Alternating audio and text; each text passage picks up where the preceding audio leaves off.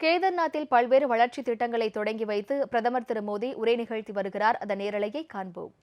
उनकी चिंता करते थे, मैंने सब देखा हुआ है, उनके भक्ति भाव को मैंने देखा हुआ है। अब उन मुसीबतों से उनको मुक्ति मिलने वाली है। साथियों, आज यहां यात्री सेवाओं और सुविधाओं से जुड़ी कई योजनाओं का शिलान्यास भी हुआ है। पर्यटक सुविधा केंद्र का निर्माण हो,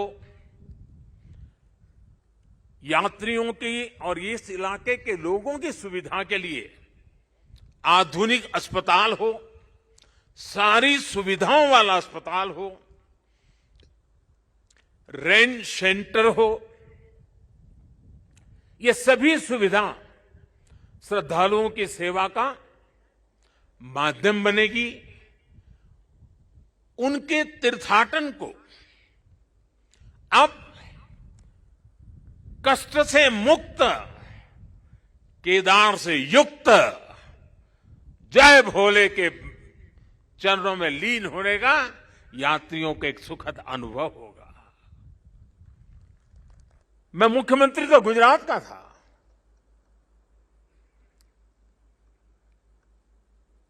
लेकिन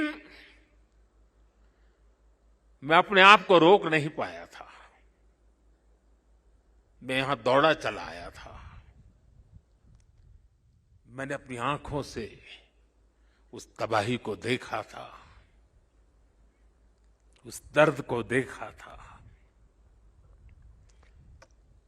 जो लोग यहां आते थे वो सोचते थे कि क्या अब ये हमारा केदार धाम या हमारा केदारपुरी फिर से उठ खड़ा होगा क्या?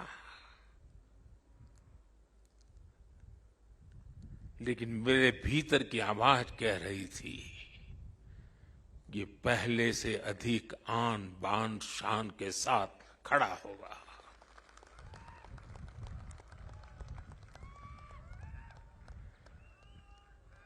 और ये मेरा विश्वास बाबा केदार के कारण था, आदि शंकर की साधना के कारण था, ऋषियों मुनियों की तपस्या के कारण था। लेकिन साथ साथ कच्छ के भूकंप के बाद कच्छ को खड़ा करने का मेरे पास अनुभव भी था।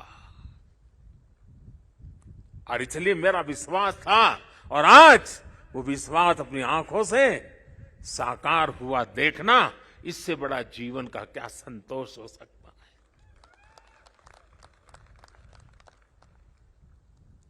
मैं इसे अपना सौभाग्य मानता हूं कि बाबा केदार ने, संतों के आशीर्वाद ने, इस पवित्र धरती ने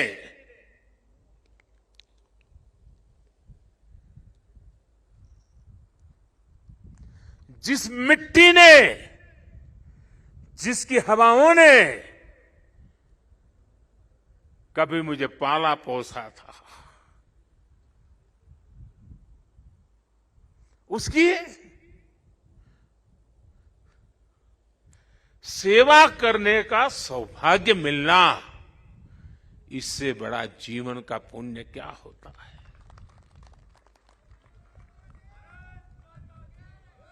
इस आदि भूमि पर शाश्वत के साथ आधुनिकता का ये मेल, विकास के ये काम भगवान शंकर की सहज कृपा का ही परिणाम है। ये ईश्वर नहीं क्रेडिट ले सकता, इंसान क्रेडिट नहीं ले सकता, ईश्वर कृपा ही इसकी हकदार है।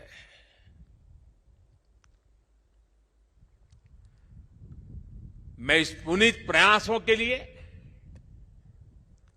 उत्तराखंड सरकार का, हमारे ऊर्जावान नौजवान मुख्यमंत्री धामी जी का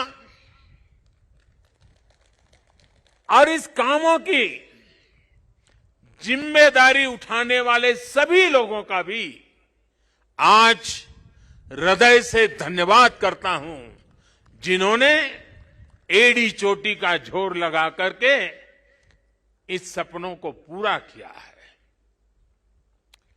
मुझे पता है यहां बर्फबारी के बीच भी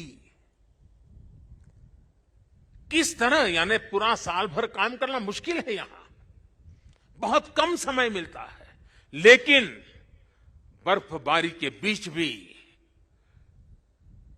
हमारे श्रमिक भाई बहन जो पहाड़ों के नहीं थे, बाहर से आए थे, वे ये ईश्वरीय कार्य मान करके बर्फ वर्षा के बीच भी, माइनस टेम्परेचर के बीच भी काम छोड़ करके जाते नहीं थे, काम करते रहते थे, तब जाकर के ये काम हो पाया है। मेरा मन यहां लगा रहता था, तो मैं बीच बीच में ड्रोन की मदद से, टेक्नोलॉजी की मदद से, मेरे दफ्तर से यहां का पूरा मैं एक प्रकार से वर्चुअल यात्रा करता था। लगातार मैं उसकी बारीकियों को देखता था।